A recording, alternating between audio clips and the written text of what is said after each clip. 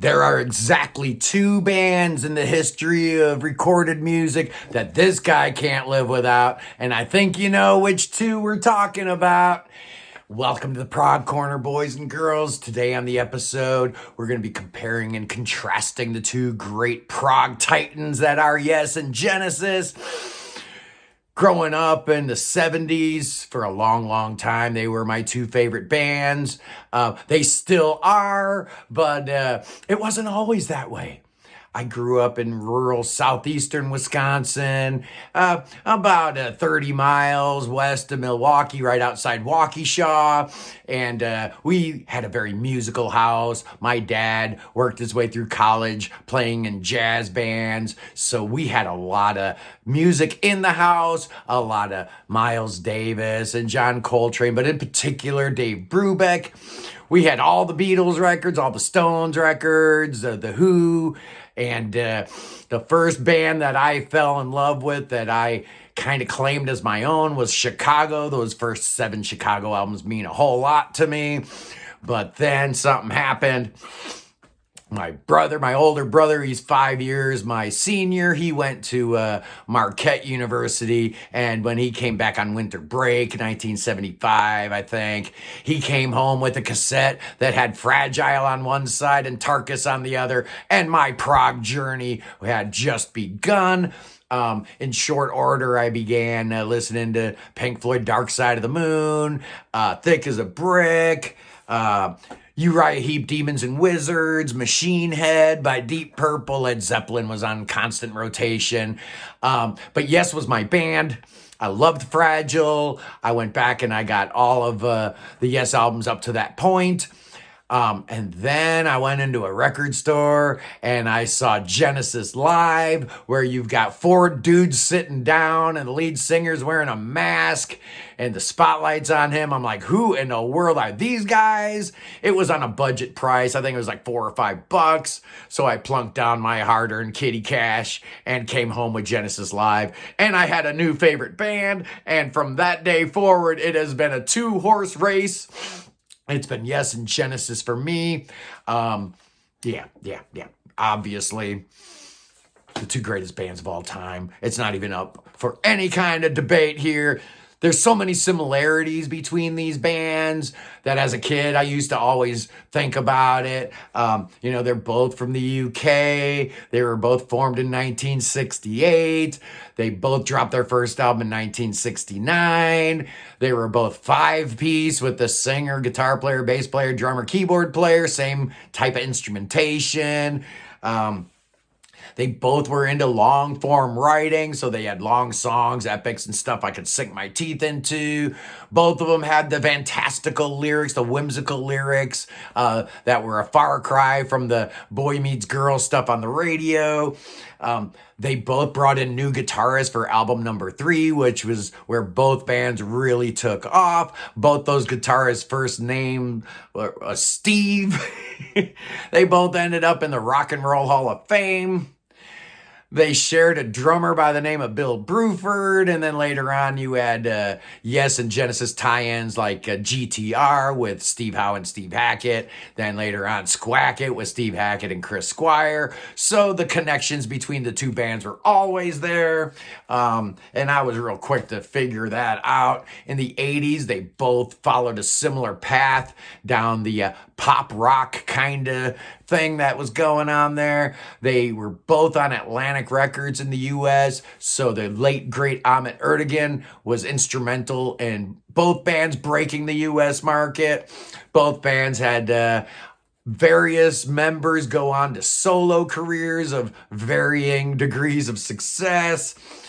Both bands' 6th albums were double albums, and both bands created their unassailable masterpiece in 1972. Yeah, you can't even debate that. Supper's Ready and Close to the Edge both came out the same year. A lot of differences between these 2 bands. Also, obviously, Genesis more grounded. Thematically, they were always more about pastoral issues and literature and Greek mythology and stuff. It's very grounded on earth earthbound subject matter, whereas Yes was just very celestial and spaced out and talking about spirituality and stuff like that. The Genesis lineup was extremely stable from 1978 on, whereas Yes went through so many permutations after that. Up to 1978, both bands had a couple of lineup changes, nothing major, but after that, after 78, Genesis stayed stable with their three-man lineup, whereas Yes just was a wreck with so many members coming in and out. Yes used a lot more of the epic song length of 15 minutes or more. They've got 11 songs so far that crack that 15-minute mark. Genesis has one, so that's a big difference there. And Yes has a much bigger discography. Genesis has 15 solo albums. Yes has, well, depending on how you count it, Yes has 22 or so. So, does a bigger discography make them better? I don't know. How are we going to separate these two? Well, I think you guys know where I fall on the subject, but let's try to figure out why I prefer one over the other. Let's look at the musicians involved. Let's start with the lead singer, John Anderson versus Peter Gabriel. I give the very slight edge to Pete here. It's close. I know I took a lot of heat on my top prog singers video I shot last week, but I stand by Gabriel just pipping Anderson just by a smidge. On guitar, you've got the Battle of the Steves, Steve Howe versus Steve Hackett. And on my 25 greatest prog guitarists episode, I have Steve Howe at number 1, so Genesis gets the nod here too. On bass, this is a big, stop knocking my tripod, Roxy. What are you doing, girl? You know better. Yeah, on bass, this is where you have probably the biggest separation. Chris Squire is, it's just not even a debate about who the greatest bass player of all time is. It's obviously Chris. Michael Rutherford, though, is very, very underrated. He is definitely a top 10 bass player. Yes gets the nod here. On drums, I'm going to call this a draw. Phil Collins versus Bill Bruford. Bill Bruford wins that one for me. Phil Collins versus Alan White. Phil probably wins that one. So I'm going to call the drum chair a tie. And then we get to the keyboard players, Rick Wakeman versus Tony Banks. And once again, I have Rick Wakeman as my number 1 prog keyboard player of all time. So Yes gets the nod here. So we're tied. We've got 2 for Yes, 2 for Genesis, and a tie. What about the albums? How do we rank them? Is that going to give us a little separation between these two? Well, let's look at their first 10 albums. From Genesis to Revelation versus Yes's debut. Yes obviously wins that. Trespass versus Time and a Word. I'm giving the nod to Trespass. Nursery Crime versus the Yes album. The Yes album gets the nod there. Foxtrot versus Fragile. This one is so close. I'm giving Foxtrot the nod here. Close to the Edge versus Selling England by the Pound. I give Close to the Edge the nod. Tails versus The Lamb. You guys know me. I always have The Lamb at number 1, but it's kind of unfortunate because The Lamb is my number 2 favorite album of all time. Their 7th albums. You look at Going for the One versus Trick of the Tail. I'm going with Trick of the Tail. The 8th album, Going for the One versus Wind and Wuthering. This is a close one, but I'm going with Going for the One. Album number 9, you have And Then There Were Three versus the abomination that is Tormato. Genesis gets the nod here. And on album number 10, another close one, Duke versus Drama. I'm going with Duke here. It's 5-5. Once again, 0 separation here, fellers. And then after 1980... you had some, of those 80s pop type of records. So let's look at Abacab versus 90125, Big Generator versus the Genesis self-titled, Talk versus We Can't Dance, and Key Studio versus Calling All Stations. Again, that looks like a wash to me. I got it 2-2 on that one. And then later on, Yes actually did do some more, whereas Genesis was done, except for a couple reunion tours that happened most recently, the last Domino tour, where Phil couldn't even stand up. But Yes did Open Your Eyes. The Ladder and Magnification, 2 out of those 3 are really good. Then John Anderson leaves the band. Yes, put out 3 more albums, which aren't great. Fly From Here is okay with David Benoit, or Benoit David, or whatever his name is. And then 2 with John Davison, you have The Abomination of Heaven and Earth, and then The Quest, which is pretty decent. So on the strength of overall discography, Yes gets the edge just by a little bit. It's very, very close, because if I'm being real honest, my 10 favorite albums of all time are 10 albums, well, 5 from Yes and 5 from Genesis. So what about the live albums? Does that give us any separation here? Well, 1973 saw the release of Genesis Live and the triple album Yes Songs. I love Genesis Live. It's one of my favorite live albums of all time. But come on, Yes Songs is a triple album. Advantage Yes. And then their second live albums, Yes Shows versus Seconds Out. I think you got to probably give the edge to Genesis here. So once again, we're even. You look at the solo careers of some of these people involved, and you probably have to give the edge to Genesis, Peter Gabriel, and Phil Collins. Both have had fantastic solo careers. Steve Hackett's solo career has been very exemplary, whereas the members of Yes have had very up and down solo careers. Steve House put out a couple nice records, John Anderson, Rick Wakeman, but there's been a lot of subpar stuff in there too. Well, what about the songs?